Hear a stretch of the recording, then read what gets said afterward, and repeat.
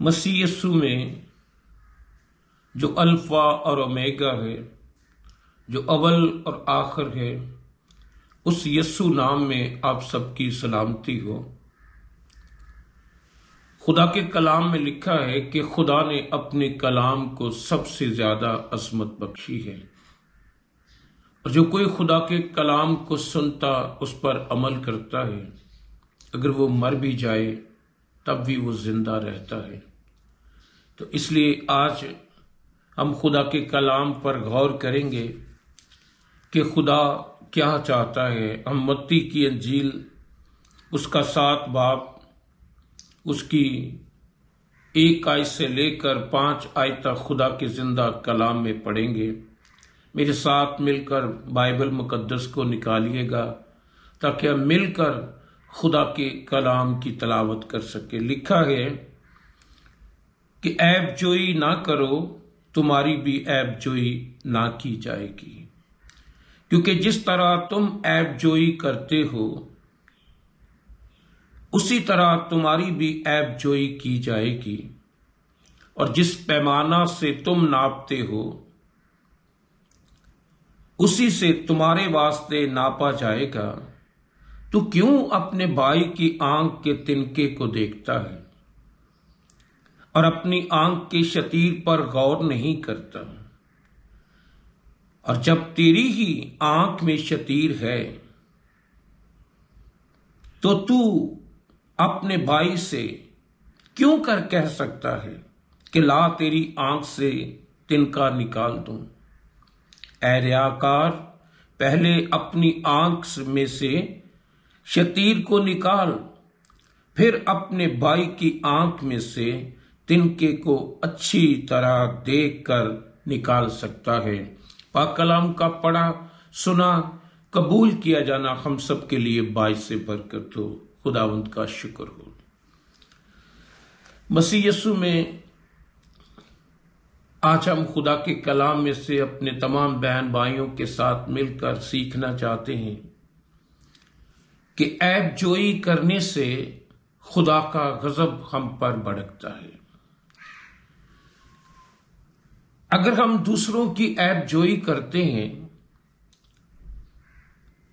تو لکھا ہے کہ خدا کا غضب ان لوگوں پر، ان بہن بھائیوں پر بھڑکتا ہے۔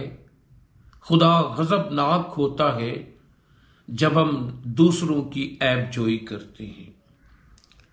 ہم اکثر اپنے دفتروں کے اندر کام کرتے ہیں، ہم دوسروں کو نیچا دکھانے کے لیے ان کی اکثر اپنے افسر سے چغلی کرتے ہیں، عیب جوئی کرتے ہیں، تاکہ ہم افسر کی نظر میں اچھے ہو جائیں اور دوسرے جو ہیں وہ چھوٹے ہو جائیں، برے بن جائیں۔ تو اس طرح لوگ کوشش کرتے ہیں کہ دوسروں کی عیب جوئی کی جائے، اپنے آپ کو بڑا بنانے کے لیے اور دوسروں کو چھوٹا بنانے کے لیے ہم دوسروں کی عیب جوئی کرتے ہیں۔ لیکن آج ہم خدا کے کلام میں سے سیکھیں گے کہ جو لوگ دوسروں کی عیب جوئی کرتے ہیں خدا کا غضب ان پر بھڑکتا ہے، اور خدا ان کو مشکلات میں، بیماریوں، دکھوں میں ڈال دیتا ہے جو دوسروں کے خلاف عیب جوئی کرتے ہیں۔ ہم اپنے خاندانوں کے اندر ایک دوسرے کی عیب جوئی کرتے ہیں، ہم کلیسیا کے اندر ایک دوسروں کی عیب جوئی کرتے ہیں، تاکہ ہم دوسروں کی نظر میں، ہم اپنے رشتہ داروں کی نظر میں، ہم اپنے بہن بھائیوں کی نظر میں اچھے بن جائیں اور دوسروں کو برے بنانے کی کوشش کرتے ہیں۔ لیکن اگر ہم خدا کے کلام کو پڑھتے ہیں، اس پر عمل کرتے ہیں، اس پر غور کرتے ہیں، تو ضرور سیکھے کہ خدا کا غضب ان لوگوں پر بھڑکتا ہے جو دوسروں کی عیب جوئی کرتے ہیں۔ ہم اپنے خاندانوں کے اندر دوسروں کو نیچا کرنے کے لیے اپنے رشتہ داروں کی عیب جوئی کرتے ہیں، تاکہ ہم ان کی نظر میں اچھے بن جائیں اور دوسرے جھوٹے اور فریبی ان کو بنا دیتے ہیں۔ آج ہم دیکھیں گے کہ ہم اپنے خاندانوں کے اندر دوسروں کی عیب جوئی کر کے ہم ایک دوسرے کو جدا کر دیتے ہیں۔ ہم میاں بیوی کے اندر ان کو جدا کر دیتے ہیں جب ہم ایک دوسرے کی عیب جوئی کرتے ہیں۔ تو آج ہم خدا کے کلام میں سے سن رہے ہیں کہ کچھ لوگ ایسے ہوتے ہیں جو اکثر ان کا کام یہ ہوتا ہے کہ دوسروں کی چگلیاں کرنا، دوسروں کی عیب جوئی کرنا، تاکہ وہ دوسروں کو چھوٹا بنا سکے اور اپنے آپ کو بڑا بنا سکے۔ آج ہم خدا کے کلام میں سے سنیں گے کہ کس طرح ہم جب عیب جوئی کرتے ہیں تو خدا کا غضب ان لوگوں پر بھڑکتا ہے جو دوسروں کی عیب جوئی کرتے ہیں۔ اگر ہم گنتی کی کتاب اس کے 12 باب میں غور کریں تو وہاں پر موسیٰ کی کہانی آپ کو نظر آئے گی کہ وہاں پر موسیٰ اور ہارون اور مریم آپ کو نظر آئیں گے اس کہانی کے اندر۔ ہوا کیا کہ ہارون اور مریم نے موسیٰ کی عیب جوئی کی۔ تو جب انہوں نے موسیٰ کی عیب جوئی کی، اس خادم کی عیب جوئی کی جو خدا سے ہم کلام ہوتا تھا، اس خادم کی عیب جوئی کی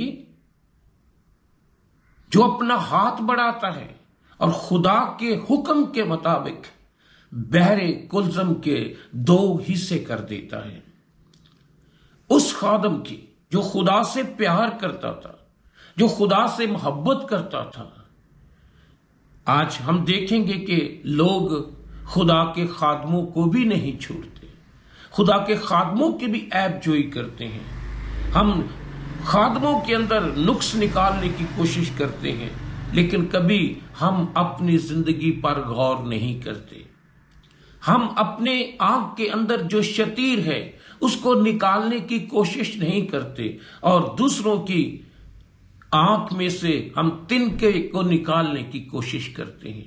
آج ہم خدا کے کلام میں سے سن رہے ہیں کہ ہارون اور مریم نے خدا کے بندہ موسیٰ کی عیب جوئی کی، اور اس کے بدلے میں کیا ہوا کہ خدا نے ان کو بلایا اور ان خدا کا غضب مریم پر بھڑکا، اور لکھا ہے کہ مریم کو سفید کوڑ ہو گیا۔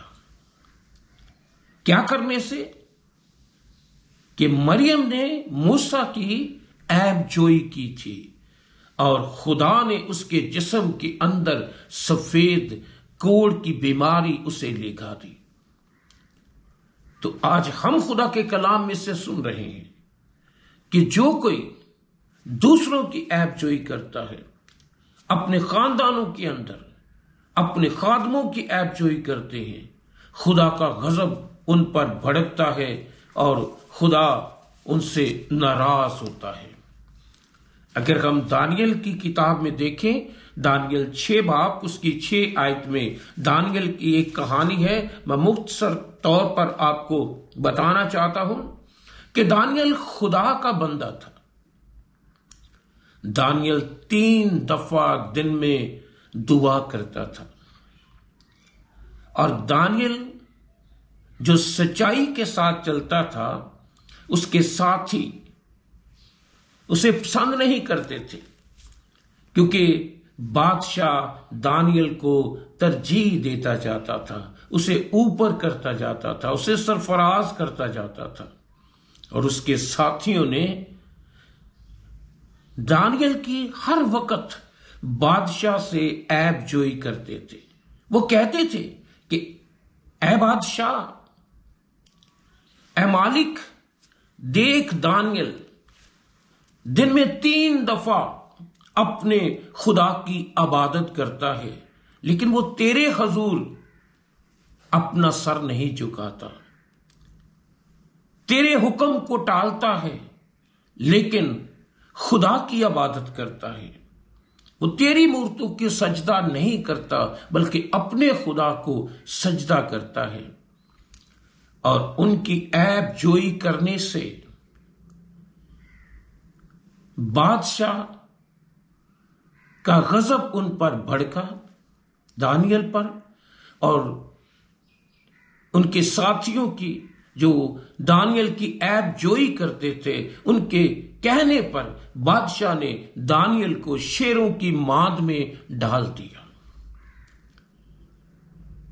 پھر کیا ہوا کہ جب اسے شیروں کی ماند میں ڈال دیا گیا، تو جب اسے شیروں کی ماند میں ڈالا گیا تو وہ شیر جو بھوکے شیر ہوتے تھے، انہوں نے دانیل کو سجدہ کیا، انہوں نے اپنے منہ دانیل کے سامنے بند کر لیے، اور بادشاہ صبح کو اٹھا اور دانیل کے پاس گیا اور دانیل سے کہنے لگا کہ دانیل، اے زندہ خدا کے بندے، کیا تیرا خدا جس کی تو عبادت کرتا ہے تجھے شیروں سے چھڑائے گا؟ دانیل نے آواز دی، اے میرے بادشاہ، میرے خدا نے اپنے فرشتے کو بھیجا اور اس نے شیروں کے منہ بند کر دیے۔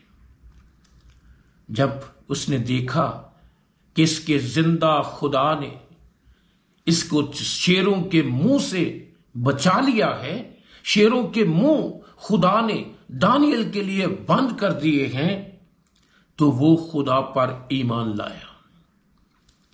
اور لکھا ہے خدا کے کلام میں کہ بادشاہ ان لوگوں کو جنہوں نے دانیل کی عیب جوئی کی تھی، ان کے بچوں اور بیویوں سمیت ان کو شیروں کی ماند میں ڈال دیا جن لوگوں نے دانیل کی عیب جوئی کی تھی۔